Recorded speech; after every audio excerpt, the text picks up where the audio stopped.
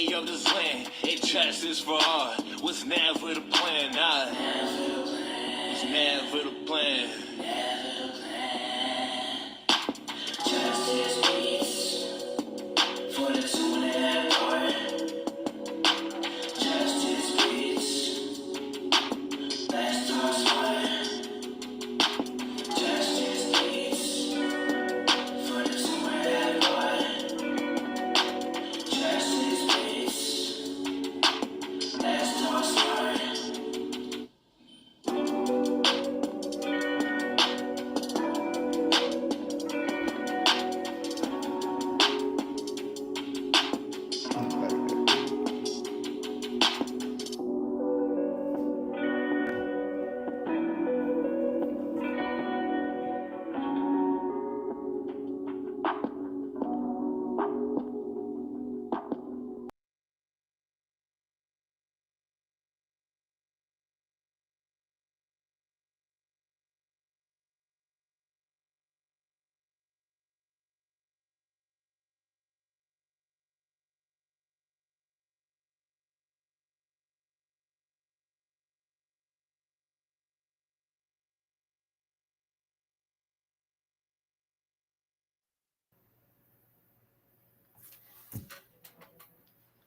Good morning, Facebook family and friends. It is a great Saturday morning. We're glad you're here with us on today. This is season 3, episode 4 of the Just Us Youth Talk Show. And today we will be talking about the juvenile justice system and the restorative justice impact it has on it. And today we have a guest that will help us broaden our understanding and expand it in some areas. But right now, team, tell me what you all know or what do you all think about today's episode? Well, restorative justice is always a good conversation to have because it opens up the opportunity to look at alternatives to punishment as we know it. And so I'm looking for always to learn about what programs are doing in the restorative justice space around the country. So I'm eager to hear what our speaker has to say today about their efforts and approach. And what I understand is that sometimes there are, well, not sometimes, maybe often there are challenges with implementing restorative justice because people have different perspectives and giving consideration to the victim and offender accountability. So I'm definitely interested in hearing about how that is managed and what that looks like and any improvements that have been made in that area. Well, for me personally, being in the Memphis area, new to the area about 4 years, I'm always interested in what other people are doing in other parts of the country, what lens is being, looked at from your perspective and see, as I, get involved here in Memphis, what are some things that we could be doing better or can be possibly implement? So it's always good to hear from others who are doing the same type of work. Any of our other interns want to share anything before we turn it over? Yes, I was going to say I can't help but agree with all that was said. I am not as informed on this topic, and I think I'm not the only kid in my generation that can say the same. So I'm looking forward for the knowledge to be passed down to us. All right. Well, with that, I'm going to turn it over to our interviewer, Mrs. Rachel Poley, and then she will introduce our guest. Thank you.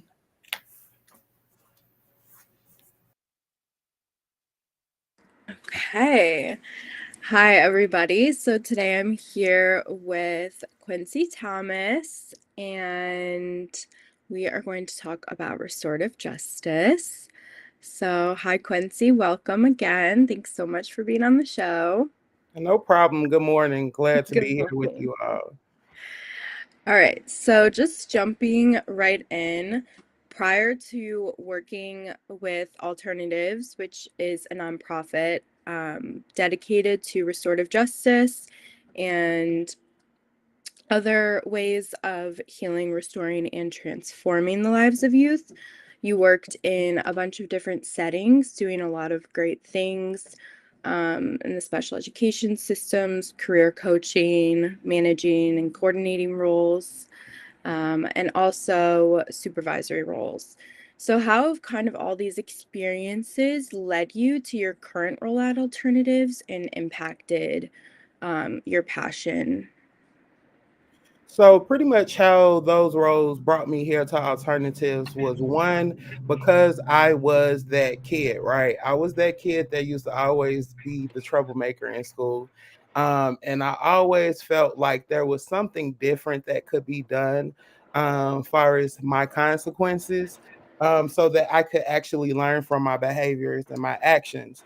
So after, graduating from college, getting into the school system, leaving the school system, going into the nonprofit sector, I just always felt like it was my duty to go back and build that bridge for other students. And that's what pretty much brought me here. I had to gain expertise in the school system outside of being a student, then going into the social world where I need to know what's actually going on in our communities, in our societies. What does research tell us, right? And then linking those two to becoming a restorative practitioner here at Alternatives to develop those curriculums, those trainings to support our youth in these spaces, to let them know, hey, yes, it's a behavior issue, but we can go about it differently so that you can be accountable for your actions and you can actually learn something to change that behavior instead of a punitive actions. So that's what brought me here, to be able to support to my community and learning these things, to be able to properly educate them on the change that we need to see. That is amazing. And I know a lot of us were saying that, especially my fellow associate producers, were saying we're not super knowledgeable on what restorative justice is, or know all the ins and outs.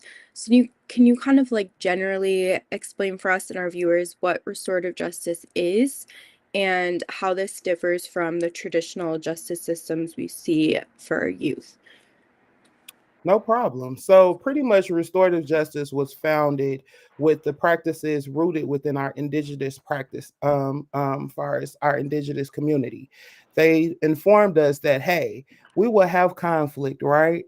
But how do we manage and deal and solve that conflict? And we have to go on a level ground to be able to find out certain things, to be able to compromise, as well as come up with a plan that we're not ignoring the behavior or the action or the conflict that was caused, but also setting up a plan to be beneficial to work so that both parties could see some sort of resolution of that conflict, right? So, with that, peacemaking practices now are very global. A lot of people have different ways of having their peacemaking skills, in their workspaces or just community spaces in general. Um, but here with the restorative piece, we emphasize a lot on healing, community, and repairing our punishment, meaning that that in our justice system is a punitive system, right? We feel that a lot of things that are going on in the incarceration, I just said incarceration system, is not humanizing practices. They're not being accountable for the actions that were caused, or not even hearing the sides from the victims that they caused the actions to, right? So we believe in restorative practice to take the biggest word that I always take from everything that I do is accountability. We want people to know that it's not ignoring the behavior, but we want to make sure people are accountable for the things that they've done and work with them to transform that thing that they have caused for either a community or a victim's lives. The importance of this is the people that we serve, right? In order for restorative to justice to work, and in order for us to change up our systems, we have to really educate our communities on, hey, this is not something that we're doing to just cover, well, as my household would say, push it under the rug, right? It's nothing of that capacity. This is something that we're doing to hold that person accountable for their actions, but also letting them know how we feel. Because at the end of the day, in order for us to heal, we have to release. So that is the biggest part of this restorative justice work, is to hold folks accountable, but also creating a plan that is feasible for them to know, like, hey, you caused this. Now it's time to make a change. And I believe that with the practices that were, dedicated in the philosophies and the research of RJ, restorative justice, those practices are beneficial in helping us now in the modern times where we're actually creating plans to work with folks who aren't accountable, showing them that you got to be accountable, and also just giving them ways to be able to forgive themselves, but also hold them to their action, hold them to make that change, that transformative change that we want to see in the communities. So that's pretty much how we're different. Whereas in the traditional justice system, they're more so with the incarceration, the punitive actions. Hey, you did this, this is the consequence you're going to get. But we never revisit. So with restorative justice, we want to revisit that conversation, that action, and create a plan to make sure that we're transforming that behavior into something that's good for our communities.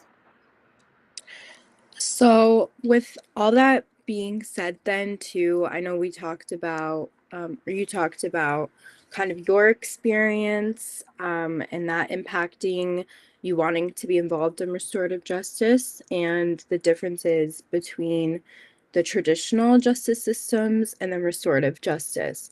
So, what does the process, I guess, look like for um, a young person who has committed offense, like the timeline between that happening and then either um, seeking or being, I guess, in a restorative justice situation versus like the punitive traditional justice situation, and how that does that all work?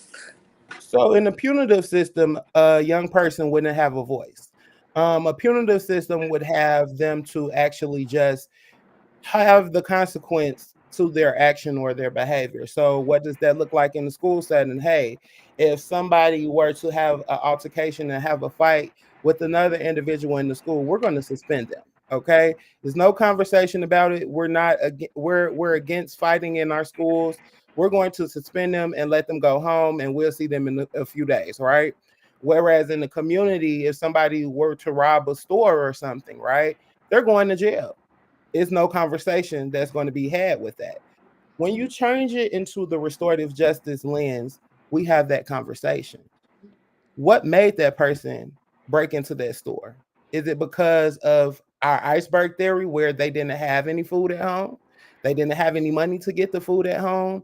What caused the behavior? Whereas that's how we look at things in a restorative justice lens. What caused that fight to happen? Was it a build-up conversation prior to that fight? What were some things said? And how long was this going on? So, whereas in the punitive systems for that youth wouldn't be heard. That youth would have to pretty much serve their time, serve their consequence, and then come back into society and act like, hey, okay, nothing happened.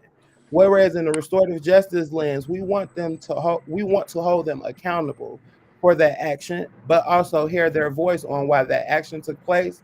And then we want to develop a plan to see what resources can we provide to make sure that that action doesn't happen again. Whereas it be food, whereas it just be somebody to have a conversation with to let them know, hey, these are some things that are going on in my household. I don't know who to talk to about it. I don't know where to go about it. And I don't know what to do about it, right? So we want to make sure that we're setting up systems that we can actually hear that youth's voice. We want to make sure that we're setting up systems that that youth can be accountable, knowing that, hey, this is what your action caused. What are you going to do to change it? What are some things that we can put in place so that we can know that the change is happening, but also you're healing the harm that you caused, right? So that's pretty much what that youth will have to go through as far as that process is pretty much having that conversation on why, what took place, what caused this to happen. So I would say that would be our difference. Whereas in a punitive layout, that youth wouldn't have a voice. So if you're really thinking about it, yeah, you gave them a consequence, but is that behavior really going to change because of the consequence? Or what other layers can we provide to make sure that we're changing the behavior and the outlook of what happened. So then, from what you're saying, is this something, in order to view it from a restorative justice lens, is this something that youth would have to sort of seek out on their own, or are these types of like programs or systems that, say for example, alternatives works on, need to be sort of implemented into the school systems, or is it more like voluntary, like I'm seeking out I was help? I would say a combination of all. Okay. It takes that youth to actually want to make the change, but also sometimes that youth may need a additional push. That push may be a mentor in that community or that system that say, "Hey, these are some programs that alternatives provide." And I think that you can actually learn something or gain something from this to make a change. But also, it takes really that youth to actually want to participate and knowing how to make that change and knowing that, hey, you have a program here that is supportive of you and a program here that is going to make sure we hold you accountable for getting that change, that transformative change done, or investing it into your community or whatever area of your life that you may have, caused some harm in.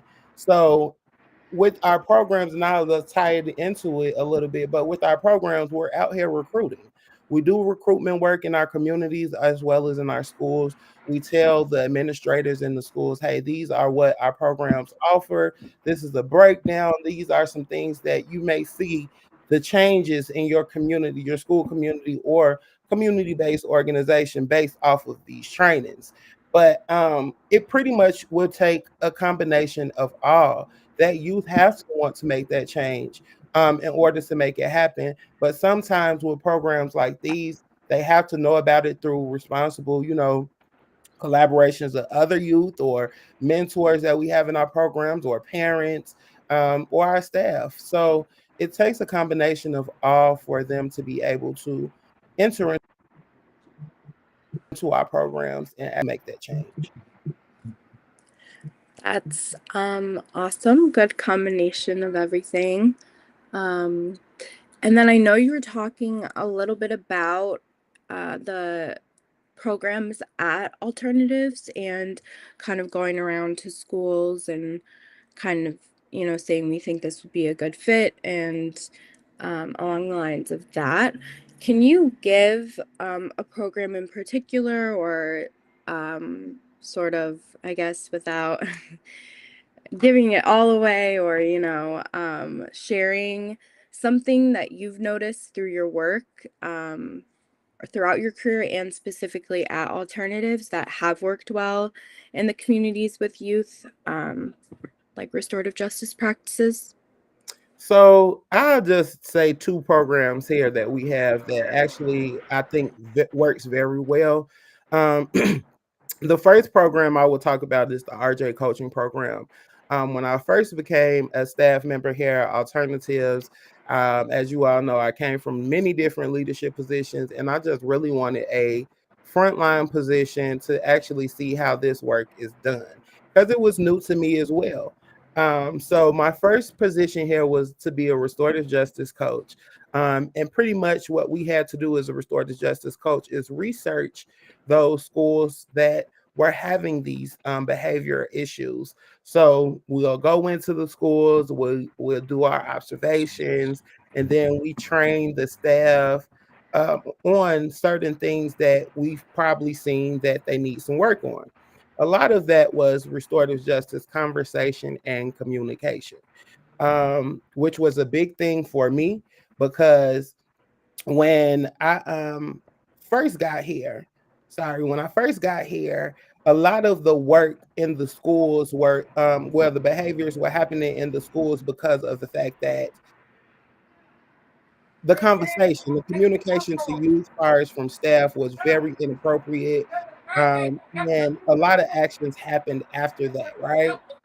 So my goal was to make sure, hey, I was a CPS student.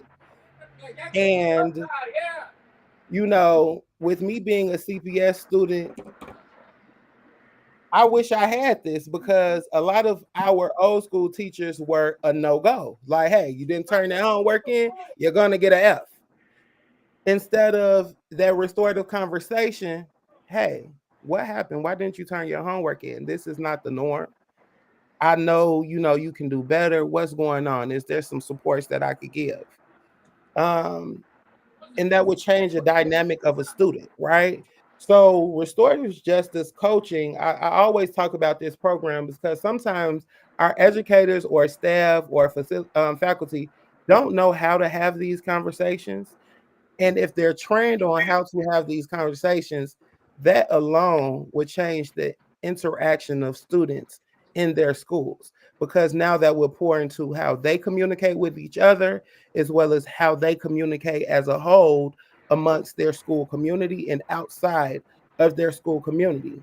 So I used to have to go in weekly, do trainings with staff, go and do observations with first year teachers to help support them in their classroom management area. But by the springtime of that school year, you will start seeing that plant to grow. You will start seeing different changes. Whereas instead of us having a physical altercation, we can have an altercation via words. But at the end, we're compromising to see what each party needs so that we could coexist in this same community, but also not cause extra harm into our school community that maybe have poured in from the outside. We broke down a lot of barriers with gang violence outside of the school coming into the school. We broke down a lot of barriers with a lot of um, social media conflict coming into the school, or people just going out talking about teachers and things of that capacity on social media. These students creating pages, and also racism. Racism was a big thing on in these schools, as far as how students communicate with each other and not knowing the knowledge of the harm that that one word has caused to our society or societies prior. So it's like that program alone was a great program that I feel that all schools need, because in order for this work to work, as far as in the restorative area, we have to train folks. We have to let people know. I went to school and majored in education, never was taught about restorative justice, never had a class on restorative justice, did not know what that looked like. I just knew as a Black male going into a classroom as an educator, I was going to be faced with a lot. I was going to be faced with having more of the non-traditional students than anybody else. I was going to be faced with always coming up with conflict resolution because I'm that only Black male. And I was going to be faced with the ratio of other Black educators in my school system being very minimum, right?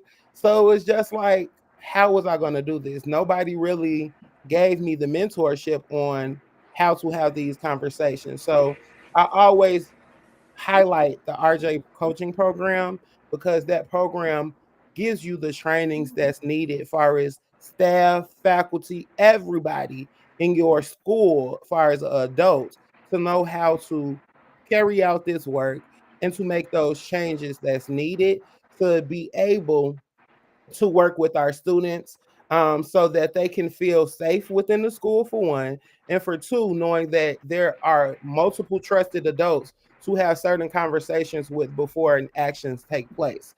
So I always highlight that one. The next one I will highlight is Full Circle. Full Circle is a program that I supervise, and Full Circle is more so community based. It works with student participants who are not in the traditional school setting, who are either homeless or on that poverty line level. So they really need support, right? We provide incentives to those participants. We provide them a training program that also invests into their workforce experience, because once completed with that Full Circle program, they graduate and then they're now able to be eligible to go into our Peace Ambassador program, where they're actually executing the practices learned in Full Circle into communities, as well as they're training their peers on how to be more so restorative within their community settings, so that some of these behaviors could be minimized that we're seeing happen periodically throughout the Chicagoland area. So I would highlight those too because it's not just school based, and that's what I love about the uniqueness of alternatives and corporations. We are both school based and community based, so we are making sure that we hit up the participants from all areas because we know that everyone needs this, and once we give them these trainings and they execute them out, we will start seeing some changes in our community areas here in Chicago. So those are the two biggest programs to me that makes impact change in our, in our community, school communities, as well as our neighborhood communities. But also those are the two biggest programs to me that participants can actually learn not just about their actions, but learn how to be that restorative practitioner, and invest in themselves as well as their households. So now we can start seeing changes throughout generations and just a right now thing. So then, excuse me, with the we're gonna take a short commercial break in a second here, but super quick before that. So then are these programs and these conversations and kind of how to direct a conversation through the lens of restorative justice, are we talking about we're training the adults or the school systems in this case, or are the like students or youth involved in the programs as well? So far as coaching, RJ coaching program just focus on the admin staff and faculty. We Okay. have additional programs too that aligns with those trainings, and that's our Just Us program, which I'm also supervisor of, and our Girl World program. Those are student-based school programs that align with those trainings that the adults in the schools would be learning, right? So in order for it to work, it has to be a big puzzle. So if you train the adults and then you train the students, now we can observe the interactions after Right. training, and then we could develop and see the changes that were made and possibly some things that we might have to modify. So, excuse me, but those trainings are, both, well, RJ coaching, you could think of adults, as far as Girl World just does more so student based, youth based. Full Circle is also a youth based program too, but it's more so young adults because most of the participants in that program range from the ages of 17 to 24. All right.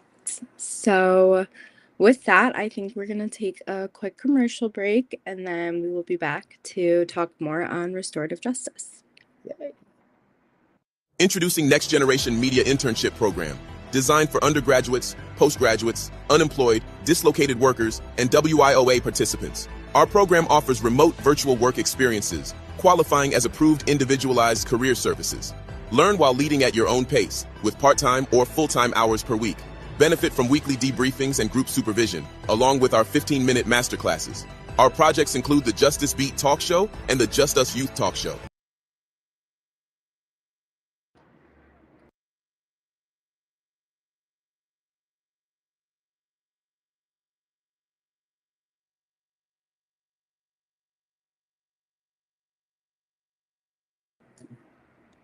All right. So welcome back, everybody. So what you were saying previously about kind of having conversations, it sounds like a lot of this is rooted in an understanding of, a child or what they're going through or, understanding circumstance in their lives. So with that being said, how does restorative justice kind of address like more emotional and psychological need of both like victims and offenders and young people? So, great question. And to that caveat, Alternatives does have a behavior health department that also provides like therapy, things of that capacity for our youth as well as families that we serve. But when you think of that, how we have that pretty much are in those one-on-one settings. We train our facilitators about the iceberg theory, And the reason why we train them about the iceberg theory is because, yes, you may see surface a smile, but deep down inside and underneath, it's a lot of harm that's caused, and they have to mask that so that nobody sees, but they give it out during their actions, right?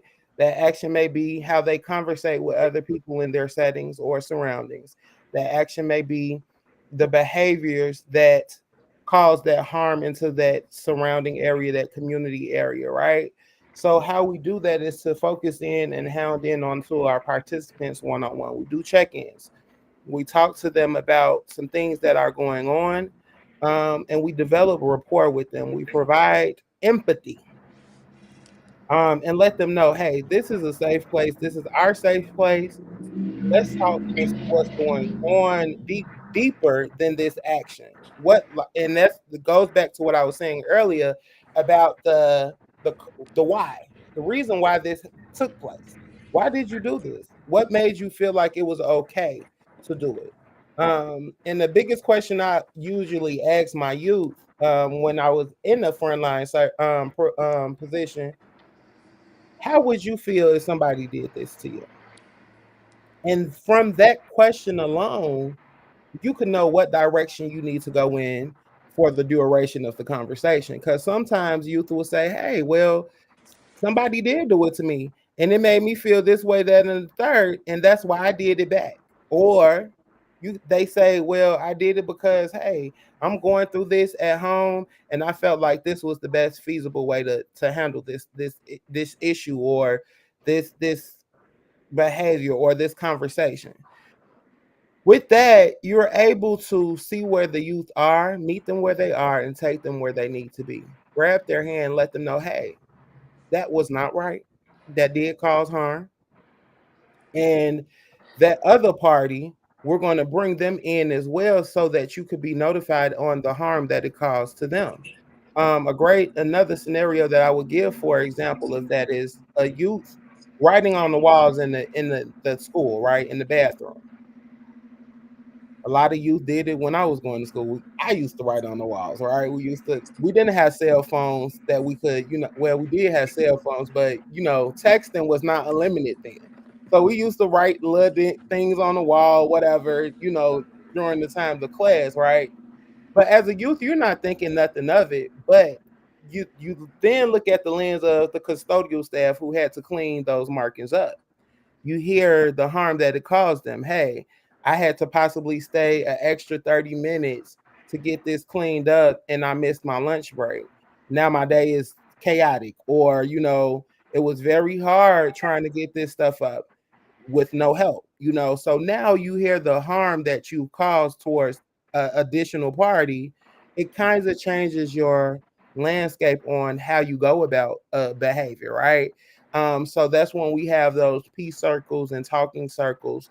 We have those to focus on the actual harm, the actual conflict. We come in and we talk with both parties about things that were caused, the build up, and we come out with a peaceful plan to hold each other accountable so that we know we're not going to revisit this action again. And if something does happen or transpire that we feel like we're going to revisit that action, we know who we can talk to calm us down. We know who we can talk to make sure that we have another solution put in place, or modify a plan that we planned out after that conversation. So I would look at it on that perspective.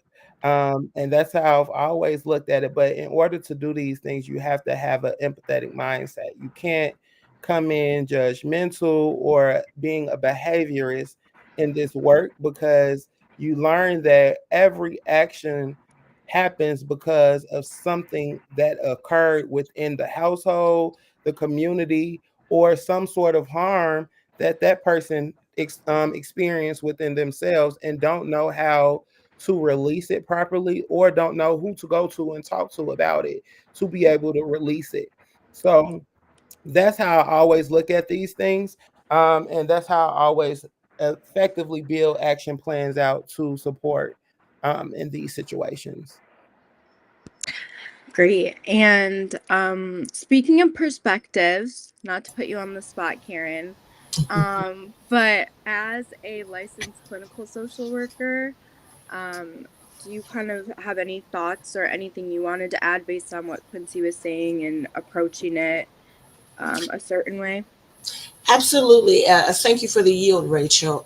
Quincy, just listening to a lot of your responses, several things come to mind. And when I hear you talk about restorative justice and asking that question and that why and getting to that underlying issue, it made me think of how mitigating circumstances are used in terms of a non-restorative approach when people are looking at sentencing and you're trying to get grace and mercy for someone, so they come up with mitigating circumstances. Like it's being done in reverse. It's being done early enough that maybe that punishment stage may not be completely avoided, but it can be more productive.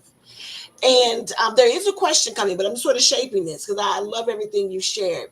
The other thing this discussion makes me think of when you talk about getting to that why, it also makes me think of Kohlberg's moral development theory with young people. And I know people have lots of challenges with it because it can be so limited, but a lot of it looks at helping young people understand things from different perspectives when they're just focusing on themselves, then when they're at this stage when they can begin to consider other people. And I'm wondering, does that ever come up when you're thinking about working with and asking the why, but also just their stage of moral development in terms of considering others and impact, because you talked a lot about impact. So all of those things are together. I don't know how you can help respond and add to that, but you've given so much. Those are all of the things that have come to mind since you've been speaking. Yes. And to your question, pretty much, yes, that does play a role into it. We always try to give back. Well, we try to focus on that harm with that young person, but also let them know that what that harm has caused. So that may be going back to that community area. That may be going back to the place where the harm took place. Whereas we're having you to say, hey, instead of your consequences being 10 days of suspension, no, you're going to be 10 days right here where you caused this action, and you're going to bring something to the table to rectify the harm that you caused. So meaning we're looking into community. That's when our community project lens take place. We try to find community service areas where that youth could invest in their time into an area where they have caused harm, and let them know, hey, there's nothing wrong with this. This is you being, you know, you're showing up and letting them know, hey, I'm taking this action. I'm taking accountability for what I've caused, but also I'm repairing by coming back and doing something differently. So that means that I could either come back into this situation and have a conversation in front of a group of people and say, hey, I apologize for disturbing the time that you are, invested into English today because I wanted to decide I wanted to fight. Or, hey, I'm sorry about breaking into your store, but these were some things that I was facing. How can I be beneficial in, making sure that I transform this harm into healing? What can I do differently now moving forward to make sure that you don't look at somebody else the same way that you're looking at me because of the harm that I caused? So we try to give them these questions to implement within themselves, so that as they're doing that community project or as they're investing back into the place that they've caused harm, that they're not just doing it because it's a consequence and they have to get it done, or it's some hours that they need to have for a probation officer or something like that, but actually they're being meaningful about that action, that they're actually learning, like, man, I really did some work here. I did some hurtful things here. I need to come back and make sure that I make this person feel that I understood my lesson, I'm learning my lesson, and I'm being beneficial by making sure I'm investing back into making sure your healing is, front line for because of my action. Then after doing that, I have to turn around and do some work within myself, right? So we always tell them to hey, you're important in this too. So after you do that, you heal that harm, or you got that forgiveness, you have to come back and work on yourself. Because if you don't work on yourself, that's another component that we miss. And that's how another action may be caused again. You might do it differently the next time, but in order for us to actually say that it's working, we want to get rid of that action, that behavior as an overall thing. And we want them to know it's different ways and different layers to communicate on what they're going through or their actions before it happened, right? So I believe, as well as based off of our logistic style, logic plan, things of that nature, we want them to invest back into the community that they cause harm in, but also we want them to come back and work on themselves so that hey, every time they feel that they're getting into that space again, they're able to be secure enough to take themselves out of that space before something else is caused. I hope that answers your question. No, it does. Thank you so much for elaborating on that, because personal development is so essential with restorative justice. So thank you for elaborating on how working in the area of harm helps to build on that individual development. Right on point. Thank you. I also had a quick question based on what you were saying, Quincy, and what you were saying, Karen, that I'm going to formulate in real time. So if it takes a second, just know it's coming together. But so when thinking of accountability and empathy and having those two kind of come together for a young person who has committed even a minor offense or what it may be in the school system or in the community, whatever it is, do you find that for example, like in school, I know a lot of either teachers like policies or like a principal may have you write like an apology note to a student that you've harmed in some way or come face to face with that student. Do you find that there's any, like, I guess, productivity in that? Or is it that they just, in some cases, it's not beneficial because you're apologizing for something, but maybe you don't even know to the full extent what you're apologizing for? Like, if it's really set in or you've really kind of gone through that? Or is it more helpful then to not have that happen? Or I don't know Great. if that makes sense. No, it does. It makes sense. And it's a great question. It works, but I feel like too, it's how you make it work, right? A lot of us, as far as in school systems, we feel like, hey, this is a part of that restorative justice curriculum where we have them write a note, let them know well, pretty much write an apologetic note, right? But how we're following up, the follow up is the most important piece about that. I feel that the way that schools do it, because a lot of teachers, staff, they have so much going on, so they miss that follow-up piece, right? They just think, okay, they exchanged notes and they apologize, we're good to go. But no, that means it's time to have a talking circle after that, or it's time to have a peace circle after that, where we're bringing in both of those parties and hearing out, how did you feel about this note, and what are some things that you seek to see differently after reading this note? Let's create a contractual agreement to say, hey, we're not going to do this anymore. These are the things that we're going to put in place, and we're going to sign off on it so that if if the behavior or the situation happens again, now we need to tighten up on certain areas. A lot of people think that restorative is just trying to get rid of the punitive lens of life and things of that nature. It really, to me, it works hand in hand with each other, right? But in order for the punitive mindset to make that shift, we have to look at things restoratively. We have to have these conversations. We have to actually put it, as my mom used to say, put it on the table. We have to put it on the table. And we have to hear each other's side and compromise on a solution. The letter works, but effectively, like right now in the school systems, it's not going to work because why?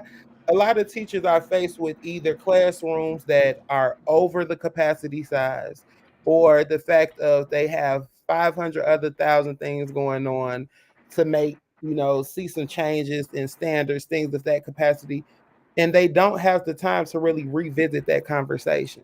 They just think that, hey, they wrote their stuff out, they learned they had their consequence, they were suspended, let's get them back into the society, let whatever. Doesn't work like that.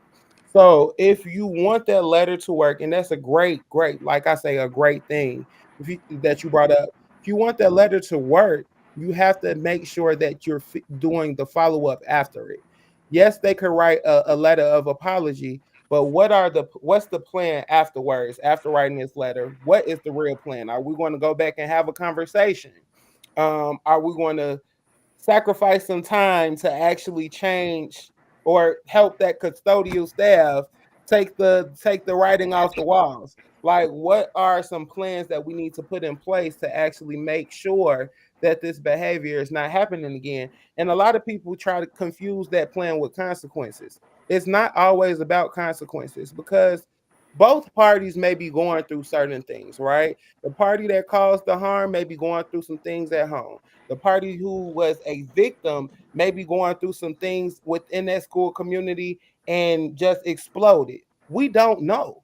But in order to be effective in the things that we're doing, that letter is being restorative. That letter, we hearing each other's feelings out. But two, you have to also think, is that youth really writing out their feelings?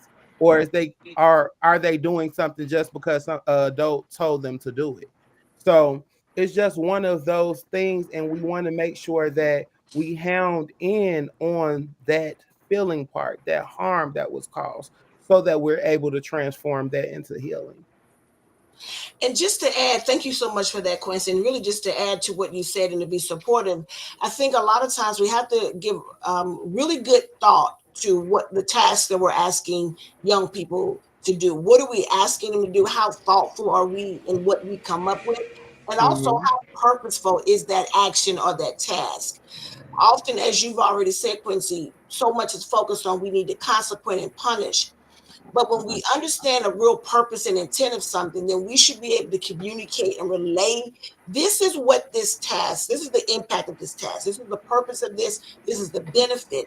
And as you said, then once they complete their task, we have to have the follow up, circle back conversation to make sure that young people are connecting the thought, the intent, the purpose, and the outcome. Because really, those are the ways that we're going to get a real change in behavior, and it not just be me, I'm honoring what the teacher or the principal or the counselor said I had to do, but now has personal meaning. I understand why I'm doing this, and I see the impact, the long-term impact of of for me and for the person I may have harmed. So we've got to give more thought to what we ask young people to do, and whatever we're Mhm. asking them to do needs to be purposeful, and they need to be able to see and understand the outcome.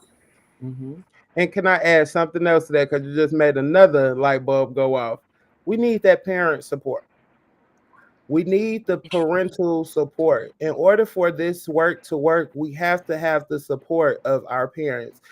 Here at Alternative, we have community meetings where we train our parents once a month on a certain, restorative practice, as well as we hear them out about some of the issues that they're facing within their households to be able to provide supports to them as well as their households to see the changes in their children. So we need the parent support in order for this to work, as well as those educators love to have their parent support. They need that as well. But in order for restorative to work, or just for us to learn certain things, we need our parents to be able to hold us accountable too, and not just as modern parents would, just pick a side of their child. Sometimes your child caused some harm that was very impactful to that victim. And we need parents to start holding their children accountable for those actions that were caused. Even though you may have not taught them that in the household, they probably picked it up in their community or their neighborhoods. But we have to have some sort of support from our parents to say, hey, just like you're holding them accountable, we're holding them accountable at home. because it's some changes that we want to see at home too. And with that, I believe that youth would possibly change their actions because, hey, they're getting it from both lenses of their lives. But then once you start training people, communicating with folks, those trainings overlap into the community areas. So it goes back into a lot of communities. I grew up in a community where it took a village to raise me. If I did something in front of Miss Jackson house, Miss Jackson was correcting my behavior. And as I was transitioning to my house after she corrected my behavior, my mama was meeting me outside. My dad was meeting me outside because Miss Jackson done already called them like, hey, I'm sending Quincy down there. I already, handled it, but this is what happened. And then when I get home, now I'm having a whole different conversation with my parents because of what Miss Jackson stated. So it comes back into us being a village, and supporting one another. That's what this restorative work has rooted in. That's what we're trying to do. We're trying to get everybody to be restorative in some sort of part of their lives so that we can see the change in our city, see the change in our schools, or see the change in our community areas. That all was excellent. And from what the both of you were saying about the connection between parents and students and other parents and their students or just their children in a community and working in, together in tandem to practice restorative methods versus like punitive methods. We did have two questions that I think I'm going to combine into one for time's sake from the chat. The first part of the question kind of being, is in your work, and feel free to, Karen, to also like chime in. Do you find that adults are understanding that their impact is supposed to be or is restorative as opposed to punitive? And then with that, if it's not kind of an understanding in that, what type of training is provided to parents, and are they generally kind of open or closed off to possibly changing the way that they do parent? So the parents that invest into our community programs, like the community meetings and things of that nature, they're really, to be honest and transparent with you, they're not the parents that I want to see, because these are the parents that are supportive with their youth. They know those changes that they see within their youth, and they provide them with supports that's needed. But they gave themselves, they're going to say, hey, I'm going to give an extra hour out the month just to be able to increase my parental skills and learning how to have those restorative conversations in the house or things of that capacity. Those not the parents I want to see. I want to see those parents that have that more than four children in the household don't know what to do. I want to see the parents that don't really invest restoratively but invest punitively. And the reason why I say that is because those are the parents whose children sometimes have the most things going on, right? And I feel that in order for this work to work, we have to support them, let them know, hey, you have a trusted adult in me. I'm not trying to change up your parental styles or structure.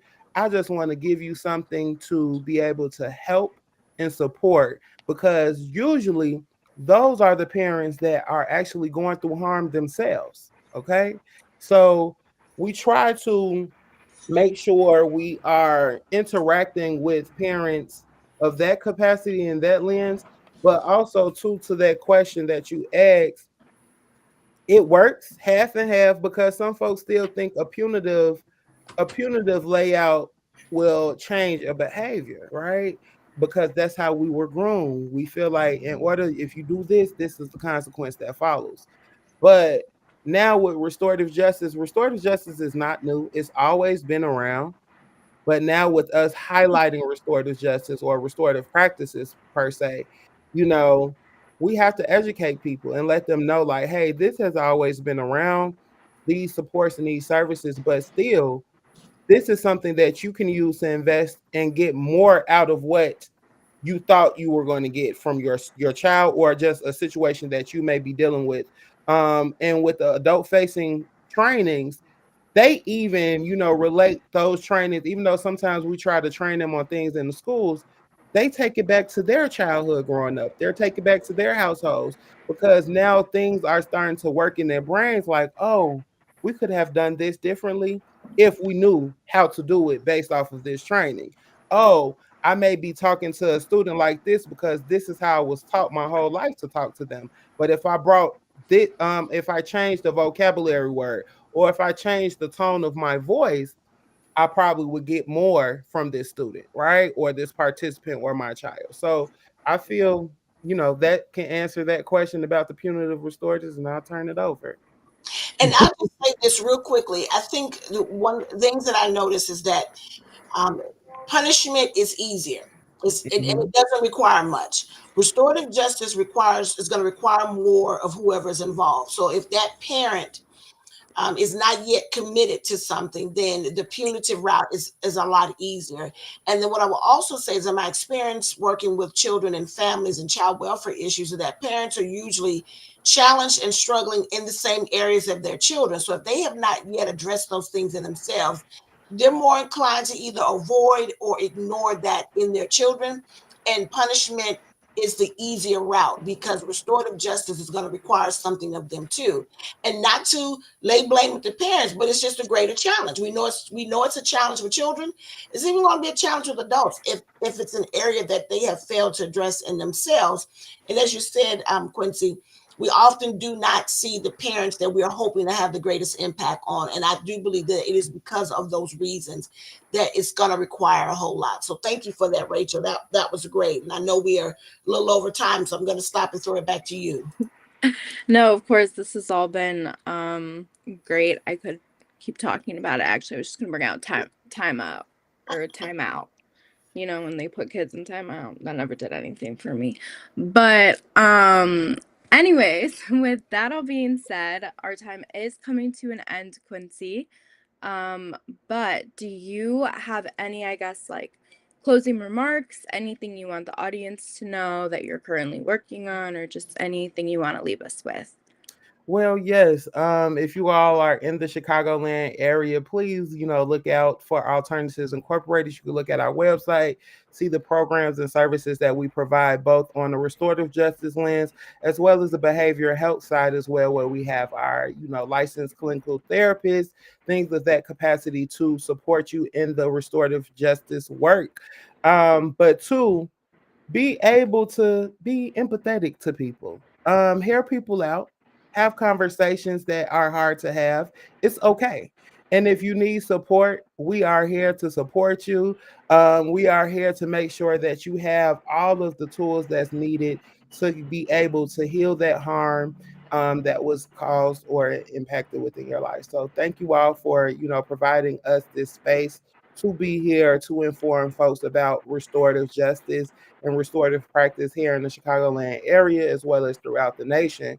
And just looking forward to the great works that you all will continue to do. I'm new to the podcast, but now I'm here. I'm here. I love the topics, and I just look forward to all of the work that you all are doing here. And just one last thing, so you can stay in the podcast. Do you have an email or a website you can give our viewers, that they can refer to in the Yes. future? So for me, alternatives and alternativesinc.com, .org is our website, as well as my email address is qthomas@alternativesyouth.org. You all can always feel free to email me, as well as, with any, things that you need some helps or tips on, and we'll make sure that I'll be here to support you. So anything that you need, that's the website, that's the email address. And then I will also start sharing my business line. So if you don't like emailing, just email me that one time and I'll share out my line. Perfect. Well, thank you so much for being on the show with us today, and thank you everyone for tuning in. Thank you for listening to The Justice Beat. If you like what you heard and found the information useful, then support the Justice Beat radio show by spreading the word and telling a friend.